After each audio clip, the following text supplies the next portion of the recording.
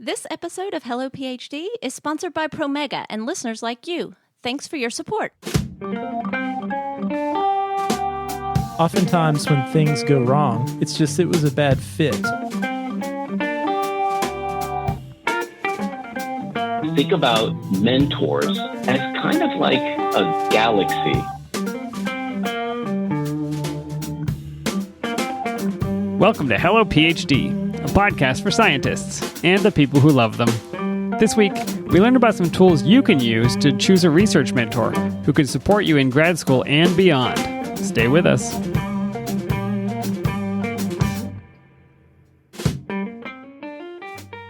And we're back. This is Hello PhD, episode 137. I'm Joshua Hall. And I'm Daniel Arneman. And we'll discuss the human side of science and life in the lab. Hello, Daniel. Josh, good evening. A couple of false starts again tonight. We were going to record a little bit earlier when families were busy, and that didn't work out. But here we are. Here we are. My family was at the dog park, and then you were having dinner. I don't know what you were doing, and then... We were having dinner, and you know I'm not great at responding to text messages on impromptu meetings and get-togethers. So if you want me, do not text me. Call me. Probably ignore that too, though. You know, you can text me and I will immediately see it on my phone, my watch, my computer screen. But you're a little less tethered to your device, which is probably a good thing. Well, you know, if you and I ever get together again, I am usually the one that makes you put your phone down. So that is true. I look forward to that someday in the future. If we are out at the bar, can you even remember the last time we were together in a bar? I do. I distinctly remember. I think this was back in, I'm trying to place the date and time. Had to be before February maybe. But I remember we were discussing this strange virus and whether or not it was going to have an impact on our daily lives. How little did we know? How naive we were back then. We were very naive. Well, speaking of ethanol, did you bring something to sample today? I did, but it's the exact same beer I had last week. Okay, is this finally my week to talk about my beverage of choice? Yep, since I have nothing new, why don't you tell us about what you're drinking, Dan? Okay, so when I was in graduate school and college, and probably a lot of time after that, I was a voracious soda drinker. So I would drink Coca-Cola, Mountain Dew, Pepsi if I was forced to. And then at some point, it must have been in graduate school, I thought, well, I got onto that anti-sugar bandwagon. This sugar thing can't be good for you. So I actually made the switch to the diet soda, which is like the saccharin or the sucralose or whatever it is. And it didn't taste good, but I kind of got accustomed to drinking that because I really like the bubbly flavor of soda. So you think that's what it was that really drew you to the soda? It was that sort of sharpness, that bubbliness, that carbonation? I have no idea. I mean, maybe, but that was the hardest thing for me to give up, was that not the sweetness, but the kind of bubbly, effervescent. So fast forward to my expanding understanding of sugar and how even fake sweeteners will cause an insulin response and probably not good for you either. And I tried to wean myself off of soda, which I had been drinking for 20 years. And I discovered the LaCroix of the world, the kind of flavored sodas. And so I bought those for a long time. And I kind of got used to not having the sweetness, just the bubbliness. You're a man ahead of your time, Dan. You know, I think the time frame you're talking about was before the unsweetened carbonated beverage LaCroix phase. I mean, now they're super popular. Right? Oh, no, I was way ahead of the curve. Every store has You're its own brand right. of these things. Yeah, and so I was buying those, and a bottle would be $1 or $2. I don't know how much it was, just for this carbonated water. SodaStream came out, and SodaStream, I liked the idea of just making, just carbonating my own water. That seemed reasonable to me. But I hated the notion of having to, have a subscription for these little cartridges. So, what I'm talking about? I've never had a SodaStream. So you put the water, and it's got its own little CO2 tank that carbonates the water for you, right? Little tiny CO2 tank, and you fill the bottle with water, and it carbonates it in the bottle for you. But you've got to buy these very expensive little CO2 cartridges. And so I found a cap that screws onto a normal 2-liter bottle, and it hooks up via an adapter to a normal CO2 tank. So I have a 5-pound CO2 tank that looks like a slimmed down version of the one in the tissue culture room. You could grow your own cells at your house if you wanted to. If you had an I incubator. could. I really could. I don't know for how long that would last. But anyway, I can have 5 pounds of CO2. I fill up the tank for $20-something at the brew store. And it lasts me 6 or 8 months of drinking 2 liters of carbonated water a day. Living the dream. Now, do you flavor the water? I do not flavor the water typically. It's like the black coffee drinker of carbonated water. It's probably not great to be drinking this much acidified carbonated water either, and I'm sure I will have an epiphany later that tells me this is a bad idea, but for now, it is very affordable. I would say there are worse vices to have. I'm sure that's true. Dan was a solid guy, but the carbonated water got him in the end. That's right. Yeah, it's like the most Ned Flanders vice to have. Oh, too much carbonated water. So maybe from here on out, Dan, we will have, say, the ethanol section. We'll have the carbonated water section. So, Dan, what kind of carbonated water are you drinking this week? Is that still water, Dan? No, I'm not an animal, Josh. I don't drink still water. Oh, well, this has been an enjoyable 10-minute segment on carbonated water. I hope. Should we just call the show here and move on, or should we? Well, keep see you going? next time, Josh. All right. Well, this is not all we have to talk about, Dan. But before we jump into our topic of the week, we wanted to say a special thank you to our Patreon patrons. Thanks to all of our generous patrons who help support the show. And if you would like to become a patron and gain access to our patron-only Slack channel, you can go to patreon.com/HelloPhD or go to our website, hellophd.com, and click the Become a Patron button. Dan, also, we would like to say a special thank you to our good friends at Promega. Promega realizes that lots of us have been stuck at home for months now, maybe less so now that folks are starting to go back to the lab. But we know that this extra time at home could be a time to think about some planning and some writing.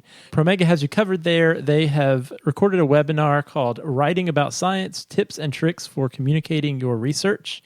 All kinds of tips and strategies for preparing articles for publication in journals, and advice for just how to share the story of your research, whether it's in blogs, publications, grants, whatever type of writing you're doing. You can check that webinar out for free. Just go to promega.com/HelloPhD. All right, Josh. Well, let's get on with the show. I've got the second part of my interview with Andres de los Reyes, where we talk about the early career researcher's toolbox.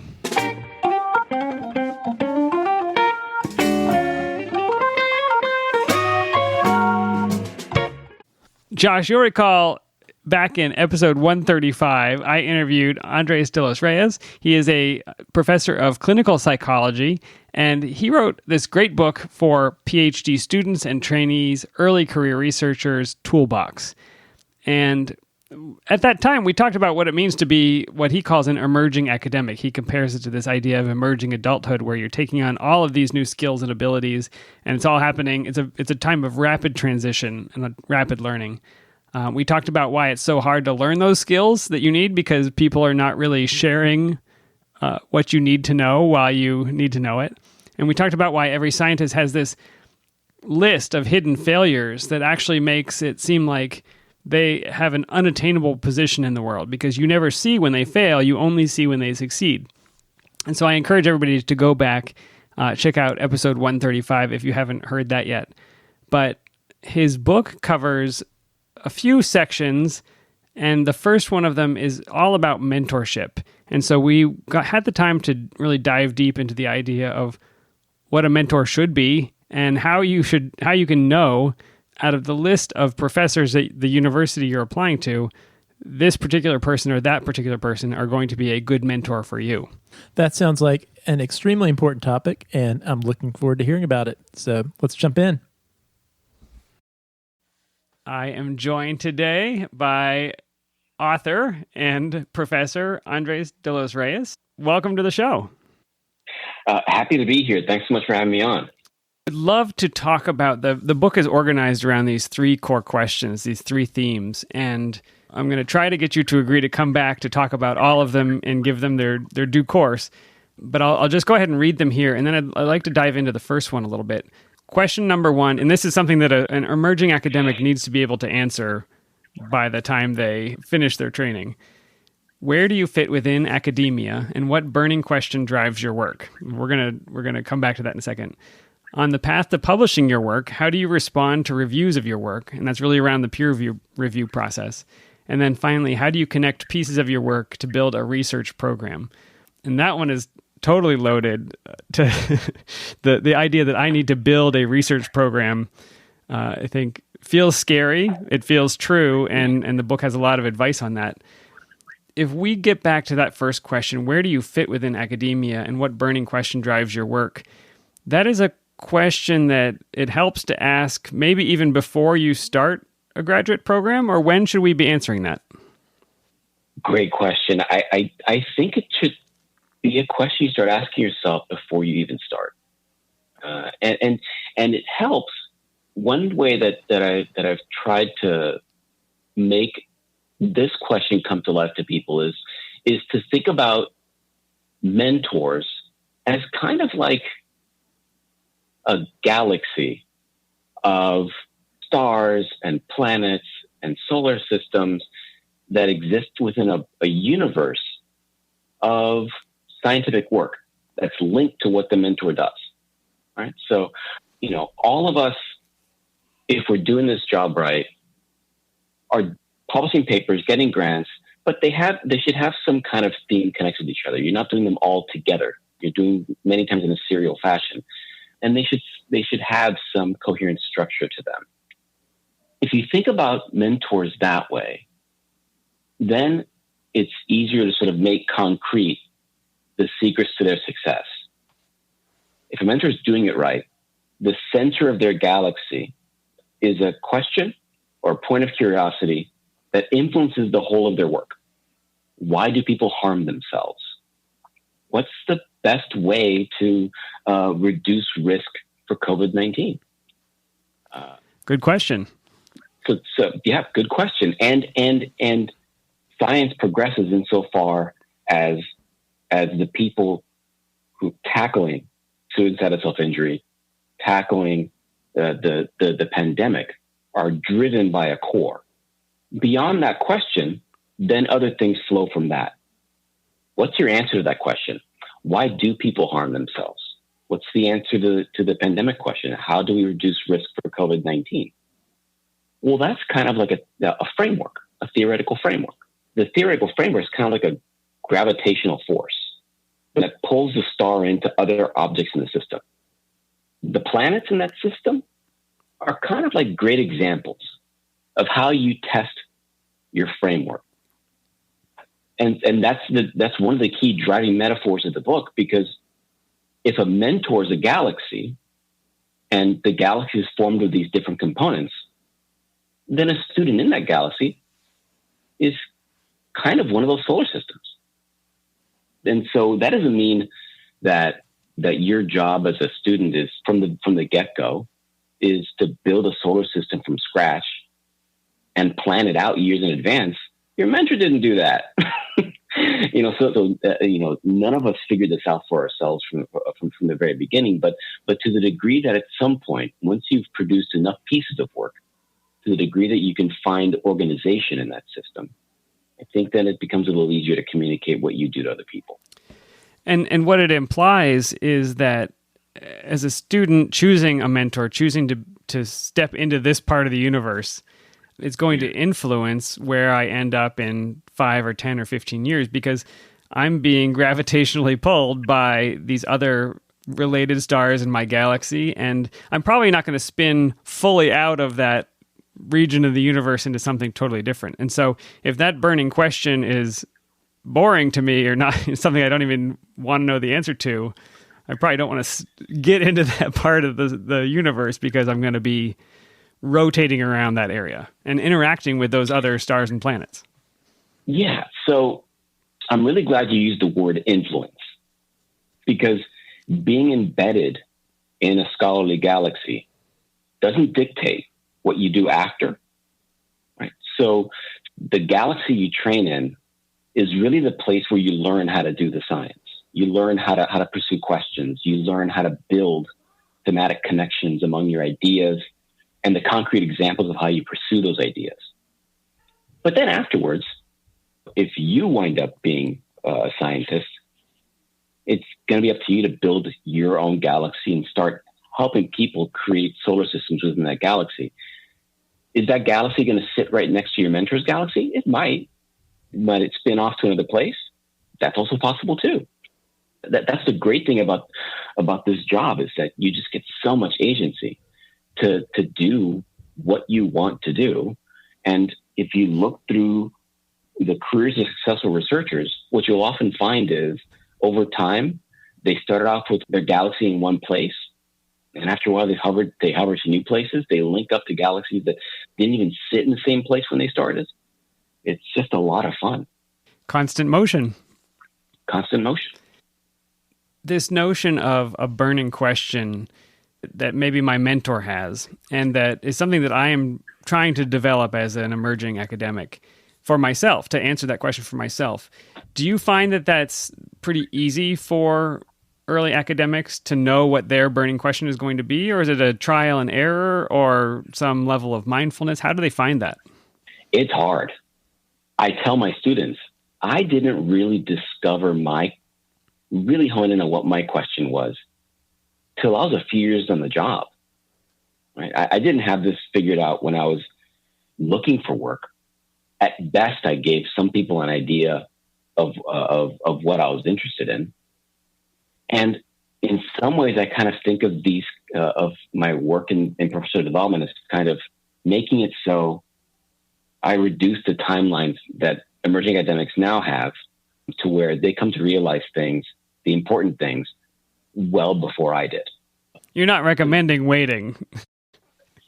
No, I'm recommending thinking about this now, but being okay with the idea that it doesn't have to be figured out until almost to the point where you're looking for work. Because here's the other tough thing about being a grad student or postdoc. You might discover your burning question the day after listening to this podcast. And you might find somebody who does work aligned with that question, maybe the same question. But the degree to which you can pursue ideas and studies linked to that question is partially dependent on you and very heavily dependent on who trains you. Because, we only get as much leeway to pursue our questions insofar as those who train us allow us to do so. And mentors vary considerably on how much independence they give to students to pursue questions. Some are really hands-on, particularly those who are at the beginning of their careers.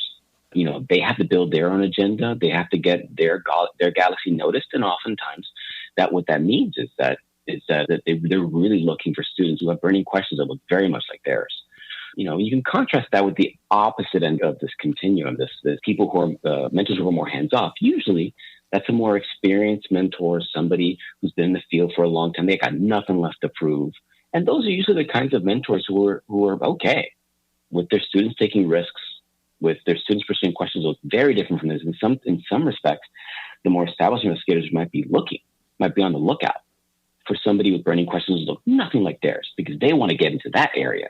And what better way to bridge their galaxy with some other galaxy in the universe, and to have a student who's interested in building that wormhole between those galaxies in the first place. And that segues us beautifully into one of the tools in this section, which is the STAR framework. Yeah. And that this time it's an acronym, not an explicit star. Can you tell us a little bit about this? I mean, this is such an important topic. The choice of a mentor can be make or break. On the podcast, we have interviewed and talked with so many students for whom the mentor has made them hate science. And every time we hear it, it breaks our heart, and we do everything in our power to talk about how to avoid that. You've developed this framework for understanding how this mentor will be on a few key attributes, and then thinking about how you as a trainee will interface with that. So if you could just walk us through briefly, and then I encourage people to get the book if you are looking at this process of finding a mentor. Yeah, so the framework describes 4 factors on which mentors can vary considerably. Size. The size factor looks a lot like what we just finished talking about. So hands-on mentors all the way over to hands-off kinds of mentors. The size of a galaxy can oftentimes dictate how much independence a student might have with that working relationship. At no point will you hear from me, more independence is good, less independence is bad, because it really depends on your own learning style. If you're the kind of person who can do great science, and it'd be nice if there was somebody looking over your shoulder to make sure things are going, and a place where you can readily approach people for questions you might have. Like, you're the kind of person that doesn't like that kind of uncertainty in your day-to-day work life. Then a hands-on mentor is probably going to be right for you, and a hands-off mentor is somebody that you're just not going to gel with because you're just not going to feel like they're available enough. On the opposite end of the extreme, you have some people who learn better on their own. They still want to mentor around to make sure that they don't crash into something, but they also want to get that kind of leeway to let them figure that out for themselves. That's the kind of person that might find a hands-on person really stifling, and a more hands-off person, somebody that's going to fit more with their place in the universe. So does size in this case refer to the number of students being trained in the lab, or is it something more general? The mentor is just more busy with appointments and positions and writing. They're usually highly correlated. A large galaxy can have lots of grad students, lots of postdocs, lots of undergrads, really busy environment. Some people thrive in those environments. They love them. And some don't. Some just don't find those great places to learn. And the size of a galaxy can be quite small, where there aren't any postdocs, maybe a handful of grad students. It's kind of like what my environment was like in grad school. I worked with a very senior mentor, but at any one time, he never had more than a couple grad students, in the lab. So it was a large galaxy, but it functioned kind of in that small space. But the one thing that oftentimes dictates how available a mentor is are the other things you were talking about. The editorships of the journals, the grant review panels they're involved in, the service commitments they engage in with their university. Those are the kinds of things that oftentimes will come along with the size package. And that's the P in the framework is time. All those different components will oftentimes be highly correlated with how much the mentor is available to meet with students, answer their questions, things like that. So we've got size, we've got time. What is A? Area. So we were talking about size of galaxies. Now, size is one component of how big a galaxy can be. Area is kind of like the spread of the solar systems in a galaxy. So you're a student in a laboratory, you're interested in this kind of scholarly process, and there are students either immediately adjacent to you that have questions that look very similar to yours and very similar to the mentors. And there are also, on the opposite end of that continuum, really spread out galaxies. There's a core question the mentor pursues, but they just happen to have a bunch of solar systems scattered all over their galaxy, testing all kinds of different questions that are related to the mentor's core question.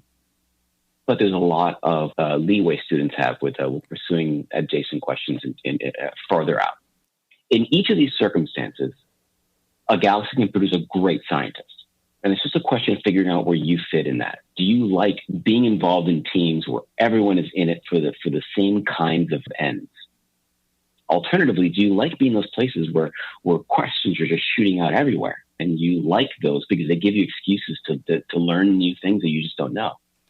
And do I look at the publication history of this lab or this galaxy in order to understand that diversity? How do I find out about the area?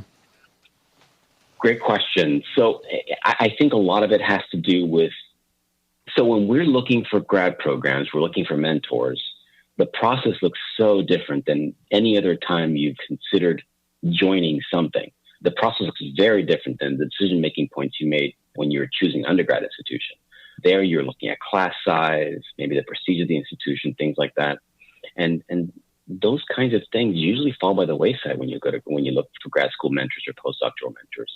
There, it's really more, does this person do the kinds of things that I like, that I think I'd like to do. And then above and beyond that, this is kind of this process, this framework takes that Google stalking that we do to find mentors and figure out what they're all about, and focuses your attention as much on the structure of the work as the content of the work. Right? So maybe when you create your initial list of mentors, you're all content. Do they do stuff that I like? And then once you build out that list of people who potentially overlap with your interest or questions, then the decision-making points are, is this the kind of environment, given the question, is this the kind of environment that I might want to be in, that I might want to train in? And that takes just different kinds of thought processes, delving into the method sections of the papers and seeing, are the apparatuses or instruments or procedures being done in the lab? Those are kinds of things that I might like. Are among mentors on my list, can I find structure in their students' work? Do I see some themes that I can connect together? Can I find themes in the mentor's work? Now, can I find them earlier on in their career? For junior faculty, do I see connections in their work? Because if so, then there's a chance that I don't need evidence of a long history of training students to decide whether or not they're right for me. It's looking to see if you can build a story out of the work. Because if you can build that story, then there's a chance that you have the ability to build a story with that mentor as well. Yeah, that's so interesting to be able to see the thread running through their research tells you that they have a burning question, that they have at least some central organizing principle that has run through their career so far, which, back to your comment on modeling, would be a good thing for me if I want to be a faculty member someday.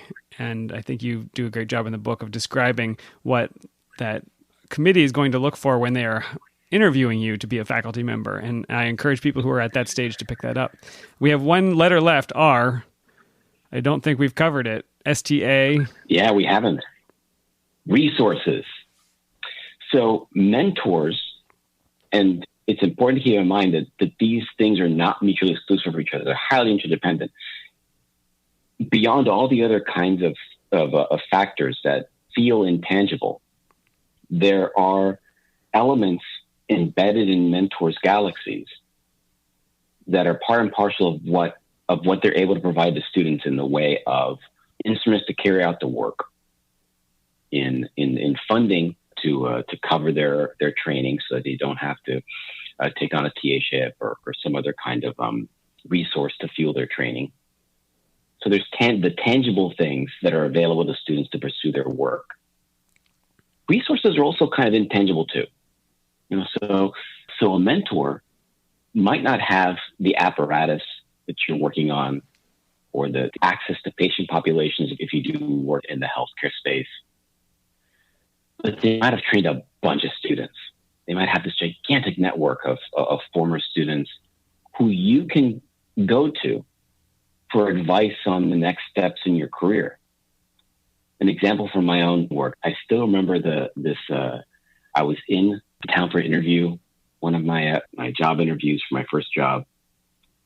And the search committee chair says, "Hey, look, we're going to do an exit interview tomorrow. I want to see a draft of your startup package, like what you need to start your lab." And we finished that meeting, and I say to myself, "Oh no!" Is this on Google somewhere? Startup draft. So, YouTube has it. I promise you. So, my big brother, Matthew Knock, who also trained with my advisor, is amazing. I mean, I have a really awesome. I have a really great research dad. I have an awesome research big brother, and I emailed Matt and I said he asked me for a startup list, and I don't know how to do that. Help. He emails me almost immediately, sends me a zip folder of the thing that of his application package. That night, this is how long ago this was.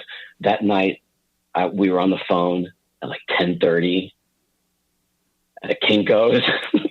Oh, Kinko's! Wow. Yeah. And he's walking me through it and just gave me some really great advice. He said, when I first applied for the job, I showed Alan my startup package, and first thing Alan said, looked at it over and said, triple the number, the final number down there, triple it.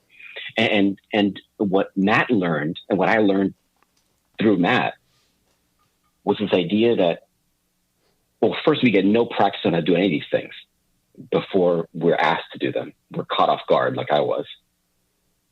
And within that are a host of other things that often put early career researchers at a significant disadvantage when they go look for jobs. And one of the biggest ones is we don't know our own worth. We just don't know it.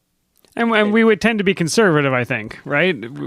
Yeah. You're accustomed to scrimping as a graduate student, making ends meet, doing more with less. You're not going to walk in and demand a few $1 million. Yeah, exactly. And with very few exceptions, you run into circumstances with regards to asking for resources at this point in your career where this is running an assumption that nobody's going to make claims that are outlandish. But barring that, the worst people are going to tell you is no. Or we can't go that high. Let's see if we can go down a little bit and meet each other where we're at. And so following this discussion with Matt said, look, make your stuff, feel free to use whatever I'm giving you. And he gave me everything, like startup package, you name all the things that he sent me with his application stuff, and said, keep this to yourself. Don't show anybody else my stuff. But when you finish yours, feel free to pay it forward. And then to this day, I like the packages that I've sent to colleagues, mentees, former students, you name it. The package I've always sent people is basically my hack job at patterning my application materials from former MacArthur fellow. Yeah, and this, I think this underscores your point, which is this is not just about the grant funding of this mentor. This is all about the people that you'll be in contact with, the opportunities to maybe review papers that are sent to your mentor, the opportunities to attend meetings. There's so much to think about that's outside of just the dollars and cents to make sure I can get through that training. Yeah. At the expense of mixing metaphors, this is the other metaphor I'll often use when thinking about mentors. So if you think back, arguing with parents, like conflict, like family conflict, is a really normative experience. All of us go through it. It takes various shapes and forms. And it's normal for these kinds of arguments to really escalate in intensity in adolescence. The way I kind of think about mentoring is picture yourself like with like one of the last of those like knockdown, drag out arguments you had with one or more of your caregivers, and you storm out of the room, you run upstairs to your bed, and you just plop your head in a pillow, and maybe this thought crossed your mind: oh, I wish I could pick my own parents. Now's your chance. This is it. Exactly what this is it. Because that person, the person who's going to mentor you, is going to be the galaxy that you trained, your research parent, to a far greater extent than your institutional affiliation during grad school, like which university actually confers your degree. That person is going to follow you for the duration of your existence. They're going to be not just a person you point back to and say that's where I did my training. That person is going to vouch for you on letters of recommendation. That person is going to be the person that takes the call from the chair of the search committee that said, this letter looks great. This person looks like they walk on water. Can you tell me, is there anything we should be paying attention to, something that you either didn't feel comfortable bringing up in the letter or something else you can say about them? They're doing all of the official and the unofficial stuff that plays a big role in how you pursue the work and whether you're able to pursue the work. Such an important topic, and you provide not only some of these tools like the STAR framework that we're talking about, you actually are providing some sample emails that I could send to ask a mentor if they are accepting students. And I think that's what's, I open up this toolbox, and instead of having this blank page, like you said, I don't know. I've never filled out an expense request for a new faculty position. I've never requested a mentor and asked them whether they have the money and the time and the resources to take a student. And to sit before a blank page is paralyzing. You've got a few sentences that I can fill in some blanks. I can modify it, but I don't have to start from zero. And I think that's what this book contains. It's full of examples like that. Yeah, I mean, and that also comes from really great mentorship. So at this time of year, we're recording this in very late May. Mm-hmm. Some people have already been accepted to graduate programs, and they may have a rotation process when they get there in the fall where they're going to rotate through various mentor labs. Some people maybe haven't applied yet, but they're thinking about it this fall, and they need to start identifying these mentor opportunities. So I think this is a great time for them to pick up the book and begin the process of understanding what is their burning question and what types of galaxies might they be successful in. And then what I'd love to do is to have you back to talk about the other two sections of the book, one on the peer review process and all of the challenges inherent in that. What do you do when you get a rejection or an invitation to revise? And then the last section of the book is about crafting a job talk, which I don't think we've ever talked about on the show, but I think it also applies to crafting a talk in general. How do I take what to me, as the person who did this research, looks like disparate chunks of information and tie them into a theme that an audience can latch onto, tie them into a story? And so that's just to tease what's coming up, but I would love it if you'd be willing to come back.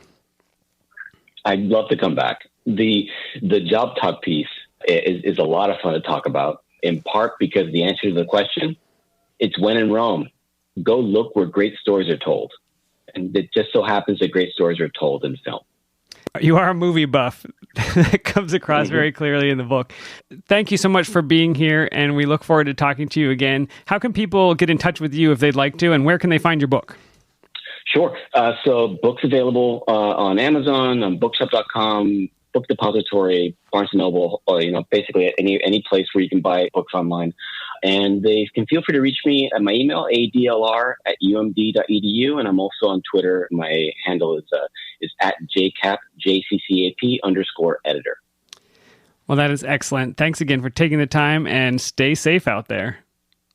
Likewise. Thanks so much for having me on. I greatly enjoyed it. All right, Dan, thanks for doing that interview. That was really interesting. I was kind of tripping on that mentor as a galaxy metaphor. That was pretty groovy. Yeah, we had a good time talking about that. He has another metaphor in the book, Josh, and it's one that I knew you'd appreciate, where he describes the mentor-mentee relationship in terms of the Marvel universe. So as someone who has watched all those movies, I thought this would really appeal to you. So Dan, honesty time, how many movies from the Marvel Cinematic Universe have you seen? Does Mary Poppins count? Mary Poppins was the last Avenger. Give me examples and I'll tell you. So we've got... Oh, I've seen a Spider-Man. Isn't there one where he's like upside down? I've seen Batman with George Clooney. So no. And the one with Bruce Willis. So no, he was never Batman. That's DC, not Marvel. Okay. Dang it. And to make this really confusing, the Spider-Man movie you are referencing, while Spider-Man is in the Marvel Cinematic Universe, the particular movie you were referencing was actually on a contract with Sony before the contract with Disney, so that one's not technically part of the Marvel Cinematic Universe. Okay, Josh, well, here's what I know about the Marvel Cinematic Universe, and I think you'll be impressed. In the Early Career Researcher's Toolbox, he describes the story arc of Iron Man, who is apparently a superhero, and there are several movies about Iron Man. Nod your head if any of this is true. That played by Robert Downey Jr. Robert Downey Jr. And what he mentioned, what Dr. De Los Reyes mentions in the book, is that at some point in one of the Iron Man movies, this young upstart superhero shows up named Spider-Man, and you get a little hint of who he is. You don't get his full story, you just kind of get a hint about who he is. And later, there are entire movies made about who Spider-Man becomes, but he shows up in Iron Man's story timeline as a way of introducing him to the audience. I remember that part of the book, Dan, and what Dr. De Los Reyes is kind of getting at and paralleling here is in the Marvel Cinematic Universe. One of the reasons why likely it was so popular and so engaging was you had this series of 23 movies.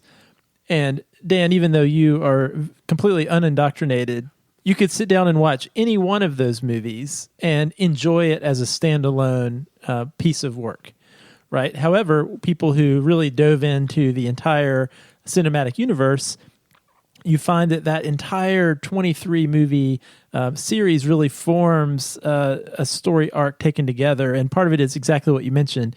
There may be a character who is the main character of a specific movie, but then you might have 5 other characters who sort of play bit parts and weave in and out of that slice of one specific character's main story. And so you kind of get this sense that there's this bigger thing that's going on that involves lots of people, not just the one hero or heroine of the movie at hand.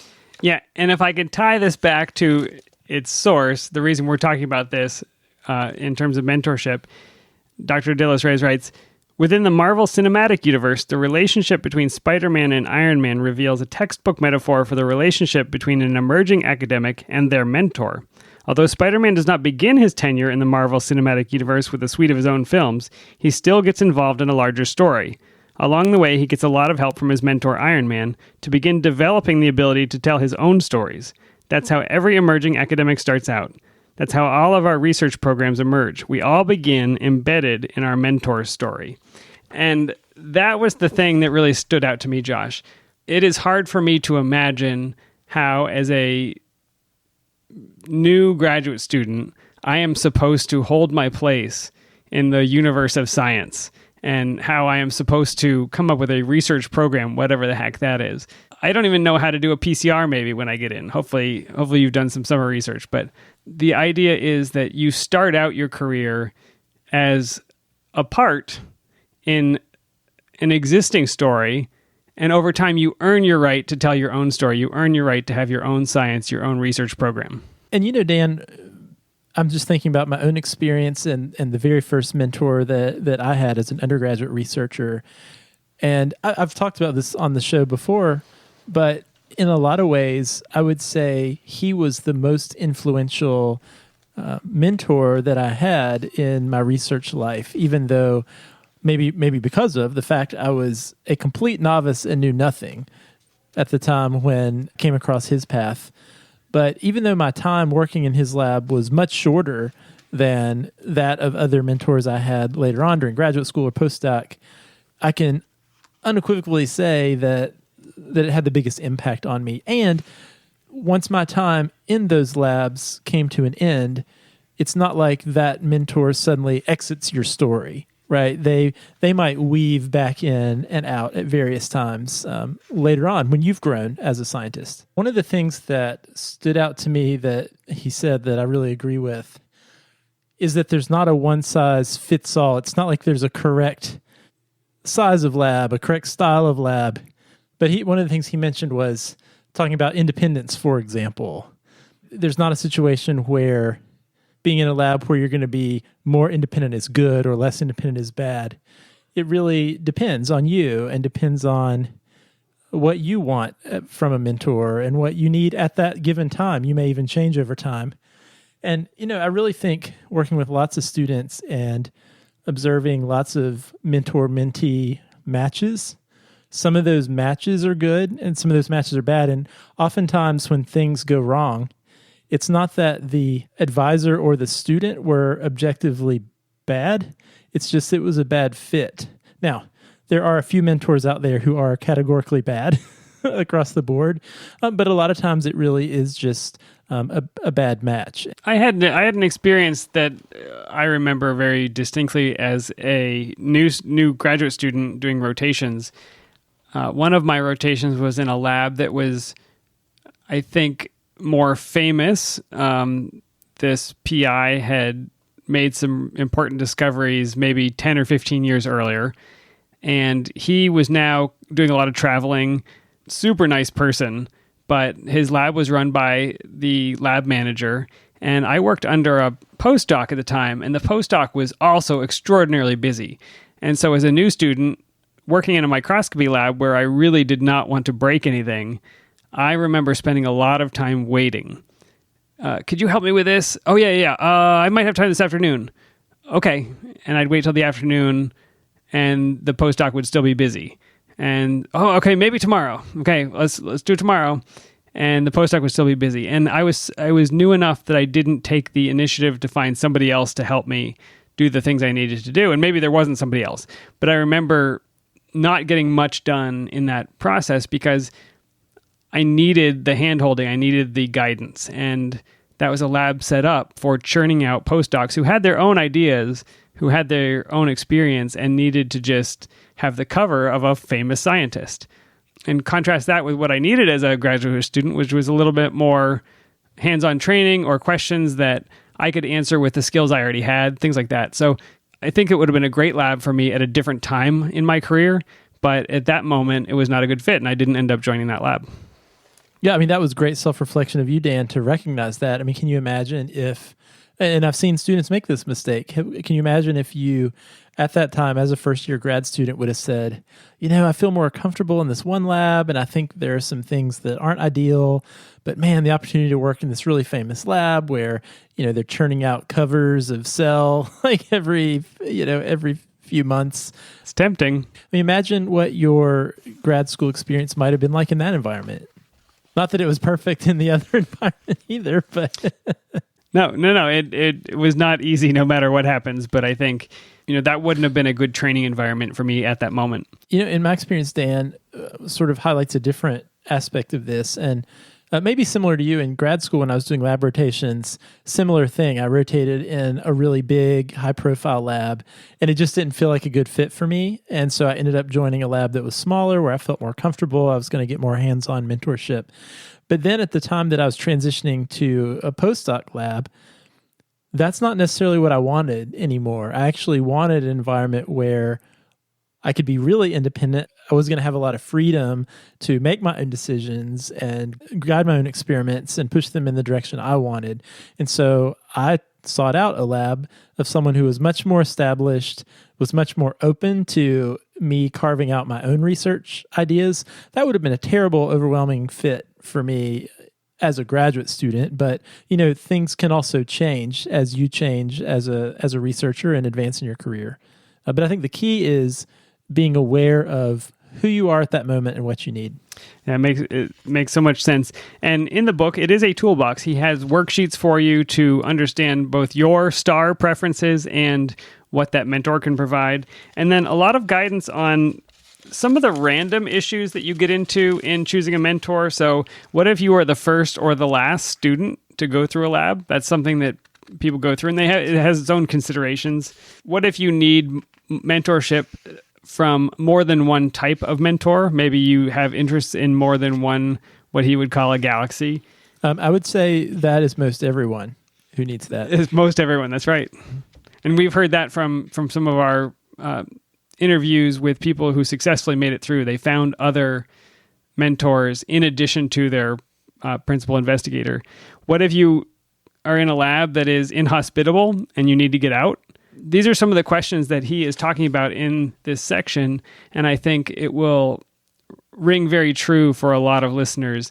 There are very common experiences in graduate school, which is why we have a podcast, because we all go through this, and I think it's going to be a great resource for people trying to think about, I need to choose a mentor, or I'm having issues with my mentor and I can't figure out why we're not clicking, but maybe going through some of these worksheets, some of these processes, it'll help you understand, well, if only I could change the amount of time I had with my mentor, then I would feel better about this relationship. And there are some things you can do about that. So wrapping your arms around it, getting some insight into that relationship, the earlier the better, in my opinion. Yeah, absolutely. I think we've learned a lot from Dr. De Los Reyes. And again, the book that he wrote is called The Early Career Researcher's Toolbox. And the target audience really is for emerging academics at the time point of looking for faculty jobs or entering into faculty jobs. But as I hope you've heard through our discussions, there's really a lot of valuable information no matter what stage of the training you find yourself in. Yeah, never too soon, and I don't think ever too late either. All right, Dan. Well, it has been it's been fun as always to talk to you tonight on Zoom. We did it. We did it. Still got half a glass of carbonated water. I tried to talk you into coming to the studio tonight with your mask on, but we're not there yet. I don't like the look of the trend lines, Josh. Yeah, need those numbers to come down. Now, are we going to institute a phase system for the Hello PhD podcast? If the numbers hit a certain benchmark, we'll move to phase 2. You can run my microphone line out through the window and I'll stay outside, but I will be there, sort of. Yeah, that's cool. That's true. You'll be there, and I think I've got like a 12-foot cable. I could probably, you could stand in the front yard and we could record. Safe distance. So that'll be phase 2, although we will have to keep an eye on the weather since you will be outside during that with electronic equipment. Okay, well, this is good. We'll work this out before the next show. All right. Well, if our listeners have a question or any kind of topic idea, we would love to hear them. You can email us, podcast@hellophd.com, or send us a tweet at hellophd. If you like the show, you can leave us a review on Apple Podcasts. We love the feedback, and it helps new listeners find the show. If you'd like to support us, you can become a patron. Just go to our website, hellophd.com, and click the Become a Patron button, or visit patreon.com/hellophd. We'd appreciate the beer or 5-pound carbon dioxide tank money. And thank you for the ongoing support from our patrons. Yes, thank you very much. And Dan, thanks for recording with me tonight, and we will see everyone next time.